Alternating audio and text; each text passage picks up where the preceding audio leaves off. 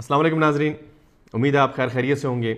आज की वीडियो बहुत स्पेशल है। ये ख़ास तौर पे जो बैरून ममालिक हमारे बहन भाई मौजूद हैं, वहाँ पे काम करने गए हैं, परदेश में हैं, देश से परदेश में हैं और वो परेशान भी होते हैं बाज़ औक़ात कि वहाँ पे तो उन्होंने लाइसेंस हासिल कर लिया है और अब उन्होंने पाकिस्तान आना है, अपने देश आना है। तो ऐसी सूरत हाल में वो चाहते हैं कि यहाँ से लाइसेंस ले लिया जाए, तो फिर क्या करें। आपने बिल्कुल भी परेशान नहीं होना है, हम इसका हल आपको बता रहे हैं। अगर आपके पास वैलिड लाइसेंस है और बैरून मुल्क में, जहाँ पे भी, यहाँ यूएई में है, सऊदीया में है, गल्फ़ कंट्रीज़ में है, नॉर्थ अमेरिका में है, तो वहाँ का जो लाइसेंस आपका है वो आपने वैलिड होना चाहिए। अगर वैलिड नहीं है तो उसे वैलिड करवा लें, वहाँ से फ़ी जमा करा के उसे वैलिड करवा लें।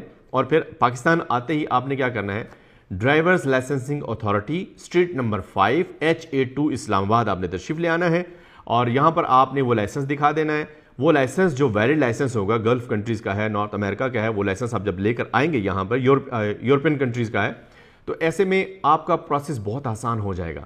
एक तो आपका जो ड्राइविंग लाइसेंस है जो बैरून मुल्क का है वो वैलिड हो। अगर वैलिड नहीं है तो उसे वैलिड करवाएं, फ़ी जमा कराएं वहीं से।